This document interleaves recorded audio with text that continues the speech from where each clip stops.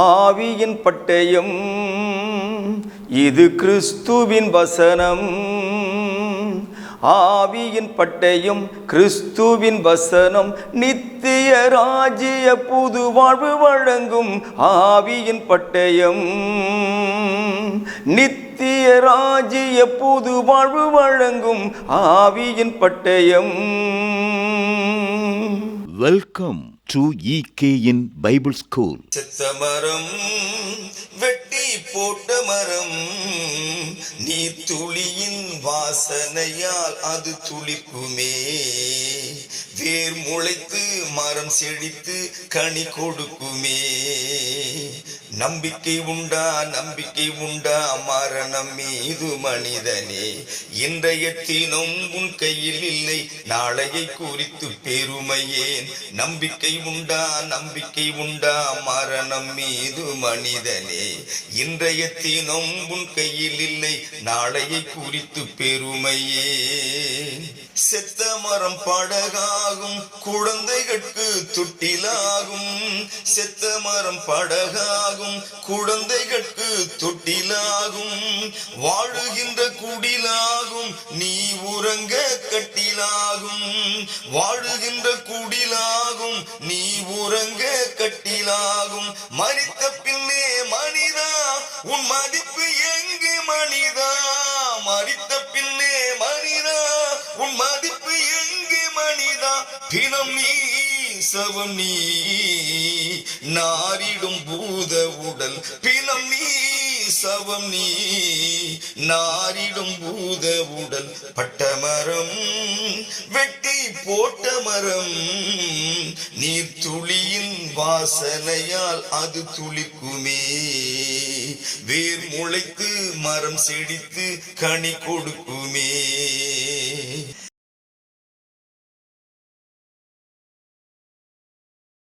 கர்த்தராகிய இயேசு கிறிஸ்துவினுடைய நாமத்தினாலே EKN பைபிள் ஸ்கூல் நிகழ்ச்சியின் மூலமாக மீண்டும் உங்களை சந்திப்பதில் நான் மிகுந்த மகிழ்ச்சி அடைகிறேன். இந்த வாய்ப்பை எனக்கு கொடுத்த தேவாதி தேவனுக்கு நான் துதியும் ஸ்தோத்திரங்களையும் ஏறெடுக்கிறேன். அருமையானவர்களே, நாம் மிக முக்கியமான ஒரு பாடத்திட்டத்தில் நம்முடைய நேரங்களை நாம் இப்போது செலவழித்து கொண்டிருக்கிறோம். நீங்களும் ஆவலோடு அதை பார்க்கும்படி காத்திருக்கிறீர்கள். அடுத்து என்ன, அடுத்து என்ன என்ற ஒரு ஆவல் உங்களிடத்தில் இருப்பதை நான் அறிகிறேன். கடந்த பாடத்தில் என்ன படித்தோம் அப்படின்னா, தேவன் மனிதனை இரண்டும் கலந்த கலவையாக உண்டாக்கினார். அதாவது அழிகின்ற மனிதனாக இந்த உடலையும், இந்த உடலுக்குள் வாழ்கிற அழியாத நித்தியமான மனிதனை படைத்திருக்கிறார். அது தேவனுடைய சாயலும் ரூபமுமான மனிதன் அப்படின்னு படித்தோம். இந்த ரெண்டு மனுஷனில் எந்த மனிதன் முக்கியமானவன், எந்த மனிதன் மிகவும் முக்கியத்துவம் வாய்ந்தவன் அப்படிங்கிற அந்த தலைப்பின் கீழே சில காரியங்களை நான் உங்களோடு கூட பேச விரும்புகிறேன். இப்போது எது முக்கியம் அப்படின்னா, ஏற்கனவே சொல்லியிருக்கிற இந்த விஷயத்தை, உலகத்தை படைப்பதற்கு முன்பதாக யாரை குறித்து தீர்மானித்தார் என்றால், அழியாத நித்தியமான என்றென்றும் வாழக்கூடிய அந்த உள்ளான மனிதனை குறித்து தான் தேவன் முதலாவது தீர்மானித்தார். இப்போது நம்மகிட்ட ஒரு விலை உயர்ந்த ஒரு பொருள் இருக்குது அப்படின்னு வச்சுங்களேன். இந்த விலை உயர்ந்த பொருள் நம்மக்கிட்ட வந்த பிறகு என்ன செய்வோம்? இதை எங்கே பத்திரமாக நாம் வைக்கலாம்? நம்ம யோசிப்போம். பீரோவா, அல்லது பேங்க்கில் இருக்கக்கூடியதான சேஃப்டி லாக்கரா, இல்லை வேறு இடமா அப்படின்றத நம்மக்கிட்ட இந்த பொருள் வந்த பிறகு தான், நகையோ பணமோ அல்லது பத்திரமோ எதுவான இருக்கலாம் இல்லையா? அந்த மாதிரி நம்முடைய பொருள் கையில் கிடைத்த பிறகு நாம் தீர்மானிப்போம். ஆனால் இங்கே தேவன் இந்த ஆவிக்குரிய மனுஷனை உண்டாக்குவதற்கு முன்பதாகவே, அதாவது இந்த பூமிக்குரிய அந்த உடல் இருக்கு இல்லையா, அந்த உடலை உண்டாக்குவதற்கு முன்பதாகவே ஆவிக்குரிய மனிதனின் பாதுகாப்பு என்ன, அவனுடைய ரட்சிக்கப்பட்ட நிலை என்ன, அவன் பரிசுத்தம் என்ன என்பதை அவர் தீர்மானித்திருக்கிறார். அப்படின்னா நமக்கே தெரியுங்க, சொல்லாமையே பூமிக்குரிய உடலை விட ஆவிக்குரிய அழியாத உடல் தான் ரொம்ப ரொம்ப ரொம்ப ரொம்ப முக்கியமானது என்பது நமக்கு தெரியும். இதுக்கு நான் ஏற்கனவே பலமுறை பேசியிருக்கிற அதே வசனம் தான். ஏன்னா பைபிள்ல தான் பேச முடியும், வேற எங்கிருந்து என்னால் எடுத்து காட்ட முடியாது. எபேசியர் 1வது அதிகாரம் 4வது வசனத்தை நான் உங்களுக்காக வாசிக்கிறேன். தமக்கு முன்பாக நாம் அன்பில் பரிசுத்த முள்ளவர்களும் குற்றம் இல்லாதவர்களுமாய் இருப்பதற்கு அவர் உலக தோற்றத்துக்கு முன்னே கிறிஸ்துவுக்குள் நம்மை தெரிந்து கொண்டபடியே. அப்போ நம்ம இல்லை, இன்னும் இந்த உடல் மண்ணிலே உருவாக்கப்படவில்லை. ஆதாம் என்பவனே இல்லை, ஆதாமின் உடல் மண்ணிலே உருவாக்கப்படவில்லை. ஆனால் கிறிஸ்து என்கிற தேவகுமாரனுக்குள்ளாக என்னுடைய உள்ளான மனுஷனை, உங்கள் உள்ளான மனுஷனை, தேவனுடைய சாயலும் ரூபமுமான மனுஷனை அவர் திட்டமிட்டு அதற்கான ஒரு பாதுகாப்பை ஏற்படுத்தியிருக்கிறார் என்று சொன்னால், அந்த மனிதர்களில் யார் சிறந்தவர்கள் என்று பார்க்கும்போது உள்ளான மனுஷன்தான் ரொம்ப ரொம்ப ரொம்ப ரொம்ப முக்கியமானவன் அப்படிங்கிற அந்த திட்டம் நமக்கு தெரிகிறது. சரி, நாம் ஏற்கனவே படித்த பாடம் தான், நான் ஏற்கனவே உங்களுக்கு சொல்லிட்டு வரதுதான், மறுபடியும் நினைவுபடுத்துறேன். இந்த திட்டத்தை யார் மூலமாக நிறைவேற்றுவது என்பதற்கு தேவன் தெரிந்து கொண்ட ஒரு மிகப்பெரிய பாத்திரம், மிகப்பெரிய பொறுப்பாளர் யார் என்று கேட்டால் அது ஆண்டவராய் இருக்கிறதான இயேசு கிறிஸ்து. ஏன்னா இப்பதான் எபேசியர்ல படித்தோம், கிறிஸ்துவுக்குள் அவர் நம்மை தெரிந்து கொண்டார். அப்போஸ்தலர் நடபடிகள் 2வது அதிகாரத்தினுடைய 23வது வாக்கியத்தை வாசிக்கும் பொழுது, அப்போஸ்தலர் 2ஆம் அதிகாரம் 23 பாருங்க. அப்படி இருந்தும் தேவன் நிர்ணயித்திருந்த ஆலோசனையின் படியையும் அவருடைய முன் அறிவிப்பின் படியையும் ஒப்பு கொடுக்கப்பட்ட அந்த இயேசுவை நீங்கள் பிடித்து. யூத அதிகாரிகள் என்ன யோசித்தாங்க? நாங்கள் இயேசுவை பிடித்து நாங்கள் ரோமா அதிகாரிகளின் கையிலே கொடுத்து நாங்கள் அவரை கொன்றுவிட்டோம், அவரை கொலை செய்து விட்டோம், அவருடைய எல்லா விஷயத்தையும் நாங்கள் அழித்து விட்டோம் என்று நினைத்தார்கள். ஆனால் ஆவியானவர் பேதுருவை கொண்டு பெந்தேகோஸ்து நாளில் பேசும்போது என்ன சொல்றாரு? நீ நினைக்கிறது தப்புப்பா, நீ போட்டிருக்கிற கணக்கு தப்பு. நீ என்னெல்லாம் செஞ்சியோ அந்த செய்ய போற விஷயங்களை தேவன் ஏற்கனவே உலக தோற்றத்துக்கு முன்பதாகவே அதை திட்டமிட்டார், அதை தீர்மானித்தார். அதை தான் நீ செஞ்சிருக்கிற. நீயா கண்டுபிடிக்கல, யூதாசை நீயா தேர்ந்தெடுக்கல. அவனா வந்து வலி உங்கள்கிட்ட நான் அவனை இயேசுவை காட்டி கொடுக்கட்டுமா அப்படின்னு சொல்லல. நீங்களா கொண்டு போய் பிலாத்துக்கிட்ட ஒப்பு கொடுக்கல. அவனா எழுந்து இயேசுவை விசாரிக்கல. அவனே தீர்மானம் எழுதல, சிலுவையில் அறையுங்கள் என்று சொல்லி. இது எல்லாமே உலக தோற்றத்திற்கு முன்பதாக தேவனால் ஏற்படுத்தப்பட்ட தீர்மானிக்கப்பட்ட திட்டம். யாருக்காக? அதான் கேள்வி. மனிதனை பற்றி படிச்சுட்டு இருக்கிறோம் இல்லையா? இந்த மனுஷனுக்காகவா, அல்லது இந்த மனுஷனுக்குள் அல்லது இந்த கூண்டுக்குள் தேவன் வைத்திருக்கிற அவரது சாயலும் ரூபமுமான நித்திய வாழ்வை சுதந்திரிக்க போகிற மனுஷனுக்காகவா அப்படின்னு கேட்டா, இந்த திட்டம் முழுக்க முழுக்க உள்ளான மனுஷனுக்கானது என்பதை இந்த நேரத்தில் நீங்கள் பதிவு செய்து கொள்ளுங்கள். அந்த திட்டத்தின்படி தான் நீங்கள் ரோம அதிகாரிகள் கையில் ஒப்பு கொடுத்தீர்கள் என்று சொல்லுகிறார். அப்போஸ்தலர் நடபடிகள் 4வது அதிகாரத்தினுடைய 27, 28 நான் வாசிக்கிறேன். அந்தப்படி உம்முடைய கரமும் உம்முடைய ஆலோசனையும் முன் குறித்தவைகள் யாவையும் செய்யும்படி. கவனிங்க, இது ஒரு ஜெபம். அப்போஸ்தலனாகிய பேதுருவும் யோவானும் சங்கத்தாரால் பயமுறுத்தப்பட்டு விசாரிக்கப்பட்டு இனி இயேசுவின் நாமத்தை எங்கும் சொல்லக்கூடாது, பிரசங்கிக்க கூடாது என்று அவர்களுக்கு கட்டுப்பாடு விதித்து விடுதலை செய்தார்கள். இது உங்களுக்கு தெரியும். இப்போ அந்த பயமுறுத்தலோடு வெளியில வந்திருக்கிறதான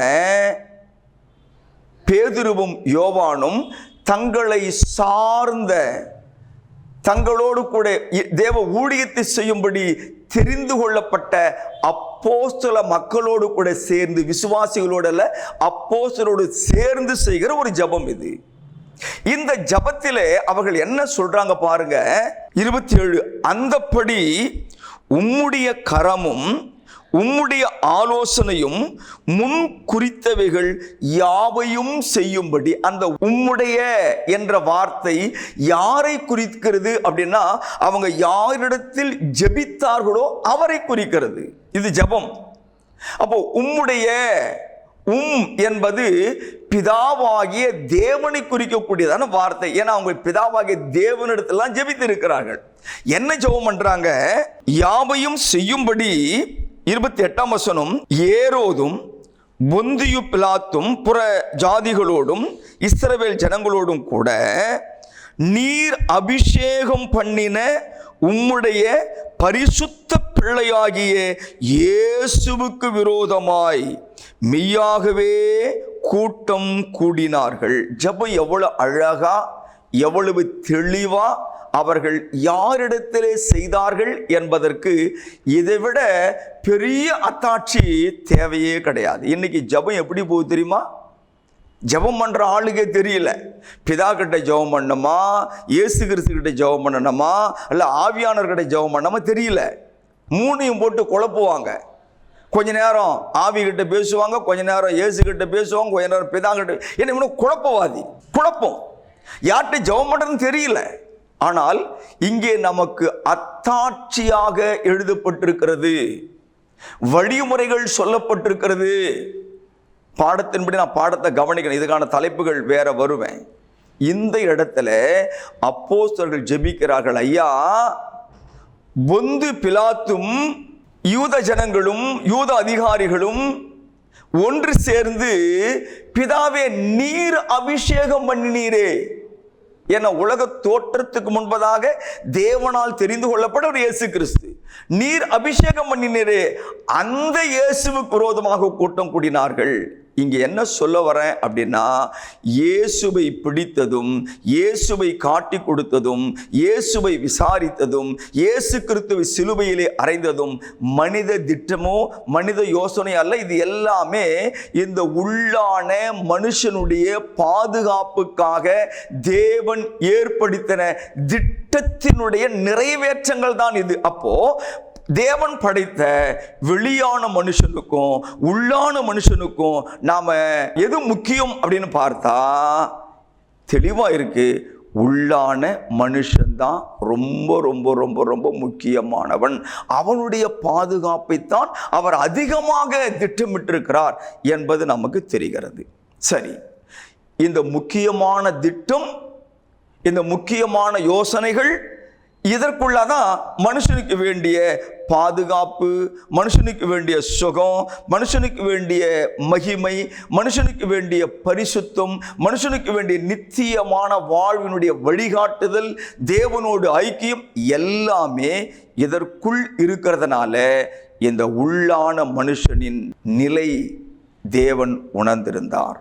இந்த மீட்பின் திட்டம் அல்லது இந்த உள்ளான மனுஷனுக்கான முக்கியத்துவம் வாய்ந்த இந்த திட்டத்தை தேவன் நிறைவேற்றுவதற்கு எவ்வளவு காலம் எடுத்துக்கொண்டார் அப்படின்னா, கிட்டத்தட்ட 4000 ஆண்டுகள் எடுத்துக்கொண்டார். அந்த காலம் வந்த உடனே கலாத்தியர் 4ஆம் அதிகாரம் 5வது வசனம், காலம் நிறைவேறின போது சிறுனிடத்தில் பிறந்தவரும் நியாய பிரமாணத்திற்கு கீழானவருமாகிய தம்முடைய குமாரனை தேவன் அனுப்பினார் என்று வாசிக்கிறோம். காலம் நிறைவேறின போது, அப்போ இந்த மனுஷனுடைய பாதுகாப்பு, இந்த மனுஷனுடைய முக்கியத்துவம் எவ்வளவு பெரியது அப்படிங்கிறத தேவன் காண்பிக்கிறார். காலங்கள் கடந்து போனாலும் கூட அந்த மனுஷனை அவர் நித்தியமான வாழ்வுக்கு கொண்டு போகும்படி காலம் நிறைவேறின போது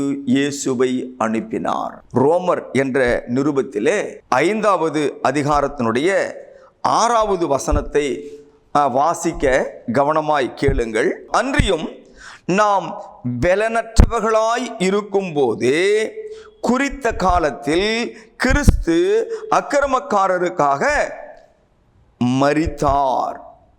இந்த ஆவிக்குரிய உடல், ஆவிக்குரிய அந்த சரீரம் எத்தனை முக்கியமானது என்று சொன்னால், ஆண்டவர் இயேசு கிறிஸ்துவானவர் தேவனுடைய திட்டத்தின்படி, தீர்மானத்தின்படி, முன் குறிக்கப்பட்ட ஆலோசனைப்படி சரியான நேரத்திலே சரியான காலத்திலே வந்து மரித்திருக்கிறார் என்பது அவர் இந்த உள்ளான மனுஷனுக்கு கொடுத்திருக்கிறதான முக்கியத்துவத்தை நம்மாலே புரிந்து கொள்ள முடியும். எனக்கு அன்பான தேவனுடைய பிள்ளைகளே, அதனால்தான் இந்த நேரத்தில் இந்த 2 உடல்ல எது முக்கியம் அப்படின்னு பார்த்தீங்கன்னா, தேவன் படைத்த ஆவிக்குரிய இந்த சரீரம் முக்கியமானது.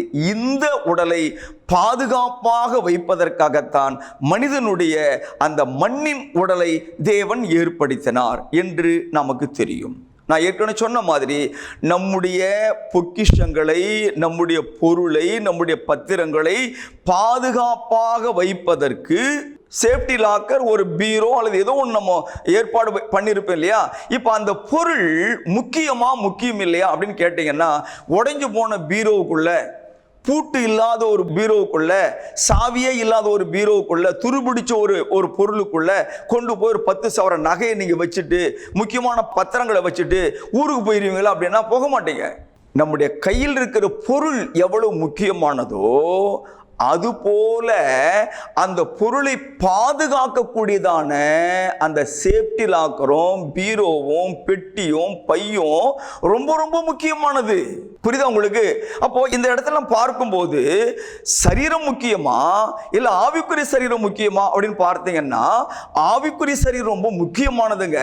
முக்கியமான அந்த ஆவிக்குரிய சரீரத்தை ஏதோ துருபிடித்து போன, உடைந்து போன, அல்லது நாளைக்கு ஈத்து கொட்டி போற அந்த ஒரு பொருளுக்குள்ள வைக்காம, அதுக்குரிய கணம் இருக்கல்ல, மரியாதை இருக்கல்ல, அந்த மாதிரி மரியாதையான ஒரு இடத்துல கொண்டு வந்து வைத்தார் என்று நாம் வாசிக்கிறோம். ஆண்டவராகிய தேவன் இந்த சரீரத்தை உண்டாக்குவதற்கு முன்பதாக அவனுக்கு வேண்டிய உலக ரீதியான அனைத்தையும் படைத்தார் என்று ஏற்கனவே உங்களுக்கு மேற்கோள் காட்டியிருக்கிற ஆதியாகமம் 1வது அதிகாரம் 1 முதல் 25வது வசனம் வரை வாசிக்கும் பொழுது நீங்க கேட்கலாம். இப்போ நம்ம 2ஆம் அதிகாரம் 7வது வசனத்துக்கு வரும் பொழுது, மண்ணினாலே ஒரு மனுஷனை உண்டாக்கினார் என்று படிக்கிறோமே, அந்த மனுஷன் அனித்தியமானவன், அழிந்து போகக்கூடியவன் என்று இருந்தாலும் கூட அந்த மனுஷனையும் தேவன் மதிப்பு உள்ளவனாகவே நடத்துகிறார்.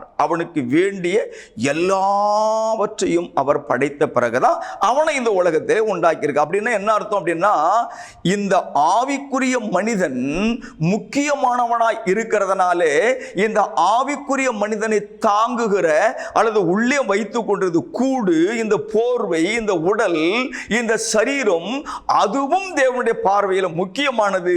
ஆகவே அதை காப்பாற்ற வேண்டிய பொறுப்பு தேவனுக்கு இருக்கிறது.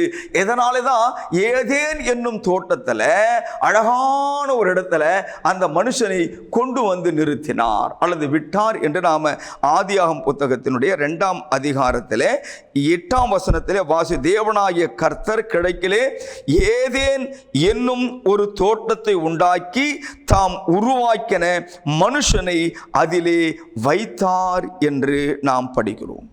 9ஆம் வசனம் சொல்லுகிறது, ஏராளமான பழங்கள், மனுஷனுக்கு வேண்டிய ஆகாரம் அங்கே இருக்கு. ஒரு மனிதன் வாழ்வதற்கு சுவாச காற்று வேண்டும், ஏராளமான காற்று. அதன் பிறகு பார்த்தீங்கன்னா, அந்த கீழுள்ள வசனத்தை படித்து கொண்டு வரும் பொழுது, தோட்டத்துக்குள் பாயும்படி ஏதேனிலிருந்து ஒரு நதி ஓடி அங்கே இருந்து பிரிந்து 4 பெரிய ஆறுகள் ஆயிற்று. அப்ப ஏதேனிலிருந்து ஒரு ஊற்று, ஒரு நதி புறப்பட்டிருக்கிறது அப்படின்னா அந்த இடத்துல தண்ணீருக்கான பஞ்சம் இல்லை. அப்ப செழுமையான ஒரு தோட்டம். 11ஆம் வசனத்துல பைசோன் என்று பேர், அது ஆவிலா தேசம் முழுவதையும் சுற்றி ஓடும், அவ்விடத்திலே பொன் விளையும். 12ஆம் வசனத்தில் அந்த தேசத்தின் பொன் நல்லது, அவ்விடத்திலே பிதோலாகும் கோமேதக கல்லும் உண்டு. இப்படி ஒன்றையும் வர்ணித்து கொண்டே வருகிற தேவன் அவனுக்கு வேண்டிய ஆகாரம் கொடுத்தார், அவனுக்கு வேண்டிய துணையை கொடுத்தார், அவனுக்கு வேண்டிய பாதுகாப்பை கொடுத்தார், அவனுக்கு வேண்டிய சந்தோஷத்தை கொடுத்தார், அவனுக்கு வேண்டிய சமாதானம் கொடுத்தார், அவனுக்கு வேண்டிய மகிழ்ச்சியை கொடுத்தார். தேவனோடு அவனுக்கான ஒரு உறவை ஏற்படுத்தினார். குறை எங்கே இருக்கிறது?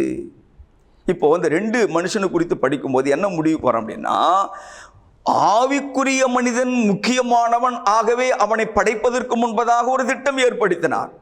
அதே போல பூமிக்குரிய மனுஷனும் முக்கியமானவன், அதனால்தான் அவனையும் படைப்பதற்கு முன்பதாக தேவையான அனைத்து வசதிகளையும் தேவன் ஏற்படுத்தி வைத்திருக்கிறார். இது ரொம்ப அழகான ஒரு சிந்திக்கக்கூடிய ஒன்று. தேவன் மனிதனை எங்கும் குறை உள்ளவனாக காணவே இல்லை, நிறைவானவனாகவே அவனை பார்க்கிறார். அவனுக்கான வசதிகள் ஏராளம் ஏராளம் ஏராளம், குறைவே கிடையாது, குறைவே கிடையாது. குறைவு எங்கு தெரியுமா? அவனுடைய மனதில் ஏற்பட்ட ஆசைகளும் இச்சைகளும் தான் குறைவே தவிர அவனுக்குள் எந்த விதமான குறைவும் கிடையாது. அருமையான தேவனுடைய பிள்ளைகளே, இந்த பூமிக்குரிய மனுஷன் ஆவிக்குரிய மனுஷன் 2 பேருமே தேவனுடைய பார்வையில் முக்கியம் என்பதனால 2 பேருக்குமே அவர் என்ன பண்ணியிருக்காருன்னா, ஆழமான ஆசீர்வாதமான ஊற்றுக்கண்களான தேவைகளை அவர் சந்தித்திருக்கிறார். ஏதேனில் பாருங்களேன், ஆதாமுக்கு எப்பேற்பட்ட வாழ்க்கை, என்ன குறை இருந்துச்சு? ஏதேனில் இருந்து ஊற்று புறப்பட்டது வாசித்தோமே, அந்த நீர் சுரந்து ஓடுகிறத சத்தம், அந்த மலை சாரல் போல தென்றல் போல தெளிக்கும் போது அதனுடைய சுகமான காற்று எவ்வளவு இனிமையானது யோசித்து பாருங்க. மரங்களிலே தாவுகிற அந்த பறவை இனங்களை பாருங்கள், குயில் பாடுகிற பாட்டின் சத்தத்தை பாருங்கள், எந்த மரத்தின் கீழ் போனாலும் அமைதியான உறக்கம் கொள்ளுகிற அந்த வாழ்வை பாருங்கள், பயமற்ற ஒரு வாழ்க்கையை பாருங்கள், நிம்மதியான ஒரு வாழ்க்கையை பாருங்கள், தேவனோடு கூட அவனுக்கு இருந்த உறவை பாருங்கள். இவை அத்தனையும் மனிதனுக்கு கிடைத்த இரட்டிப்பான ஆசீர்வாதம். காரணம், அவன் உள்ளத்தில் வாழுகிற மனிதனுக்கும் தேவனிடத்திலே திட்டம் இருந்திருக்கிறது. அந்த திட்டத்தை அவர் ஏற்கனவே ஏற்படுத்தி தயார் நிலையில் வைத்திருக்கிறார். இந்த பூமிக்குரிய மனுஷனுக்கும் அவர் தேவையான சகலவற்றையும் உண்டாக்கி நிறைவுள்ளவனாக கொண்டு வந்து அந்த தோட்டத்திலே வைத்திருக்கிறார். இந்த 2ஐயும் நாம் ஒப்பிட்டு பார்க்கும்போது அந்த ஏதேன் ஏறக்குறைய ஒரு பரலோக வாழ்வின் சந்தோஷம், ஒரு சமாதானம், ஒரு நிம்மதி, ஒரு மகிழ்ச்சி, ஒரு நிறைவு இருந்ததை நாம் உணர முடியும். இதெல்லாம் எப்படிங்க? எந்த இடத்திலே ஆதாம் ஏவாளுக்கு மன நிறைவு இருந்தது அப்படின்னா, தேவன் அந்த தோட்டத்தில் இருந்த ஆதாமோடும் ஏவாளோடும் நேரடி தொடர்பில் இருந்தார். அவங்களுக்குள்ள ஒரு ஐக்கியம் இருந்தது, அவங்களுக்குள்ள ஒரு ஒற்றுமை இருந்தது, அவங்களுக்குள்ள ஒரு தொடர்பு இருந்தது. இதுதான் அந்த அமைதிக்கும் சந்தோஷத்திற்கும் மகிழ்ச்சிக்கும் பாதுகாப்புக்கும் வேண்டிய எல்லாவற்றையும் கொடுத்தது. முக்கியமாக கவனிக்க வேண்டிய விஷயம், இந்த உள்ளான மனுஷன், தேவ சாயலும் தேவ ரூபமுமான மனுஷன் எப்பொழுது தேவனோடு தொடர்பில் இருக்கிறானோ அப்பொழுது இந்த உலகமும் உலகத்தின் காரியங்களும் நாம் வாழுகின்ற வாழ்க்கையும் நமது வாழ்க்கையின் சூழல்களும் என்ன நடந்தாலும் நம்முடைய மனதிலே ஒரு ஆனந்தத்தை, ஒரு சந்தோஷத்தை, ஒரு மகிழ்ச்சியை ஏற்படுத்தும். 1000 இருந்தாலும் மனதிலே நிம்மதி இல்லை என்றால் எல்லாமே வேஸ்ட் தானே. அதனால்தான் ஏதேன் தோட்டம் ஆதாமுக்கும் ஏவாளுக்கும் ஒரு ஆனந்த களிப்பான தோட்டமாய் இருந்ததற்கு, ஒரு பாதுகாப்பும் நிறைவுமாய் இருந்ததற்கு காரணம் என்ன அப்படின்னு கேட்டீங்கன்னா, அவர்கள் 2 பேர் ஆத்துமாவும் பரிசுத்தமாக, நீதியாக, தன்னை படைத்த தேவனோடு தொடர்புடையதாக, ஐக்கியம் உள்ளதாக, அவர் சத்தத்தை கேட்டு இதோ இருக்கிறோம் ஆண்டவரே என்று அவரை எதிர்கொண்டு போகிறதான தைரியமான விசுவாச வாழ்வை அவர்களுக்குள் கொடுத்ததனாலே தான் இந்த ஏதேன் அவர்களுக்கு ஆசீர்வாதமாக இருந்தது. இப்போ சொல்லுங்க, எந்த சரீரம் முக்கியமானது? தேவனுடைய பார்வையிலே ஆவிக்குரிய சரீரத்திற்கு அவர் எவ்வளவு முக்கியத்துவம் கொடுத்தாரோ, எவ்வளவாய் அதற்கான திட்டங்களை ஏற்படுத்தினாரோ, அதே போலதான் என் அன்பு பிள்ளைகளே, தேவ சனமே, இது கேட்டுக்கொண்டிருக்கிற அருமையான சகோதர சகோதரியே, நம்முடைய சரீரமும் அவருக்கு முக்கியமானதே. அதனால்தான் நல்ல கறி கொடுத்திருக்கிறாரு, நல்ல மீன் கொடுத்திருக்கிறாரு, நல்ல மரக்கறி கொடுத்திருக்கிறாரு, நல்ல பருப்பு வகைகள், நல்ல கிழங்குகள், நல்ல பழங்கள், நல்ல மலர்கள் எல்லாத்தையும் கொடுத்திருக்கிறது இந்த மனுஷனுக்காக தானே. அதான சாப்பிட்டோம், வாழ்ந்துட்டு இருக்கிறோம், வளர்ந்துட்டு இருக்கிறோம் இன்னமும். ஆகவே இந்த உடலை கொடுத்த ஆண்டவர் இந்த ஆத்துமாவை கொடுத்திருக்கிறதுக்கு காரணம் என்ன? இந்த 2ம் சரியான தொடர்பில் இருந்தால் இன்றைக்கும் நமக்கு நிறைவான ஆசீர்வாதமும் நிம்மதியும் கிடைக்கும். எப்போது நாம் தேவனோடு கூட தொடர்பில் இருப்பதை துண்டிக்கிறோமோ அப்பதான் பிரச்சனையே உருவாகும்.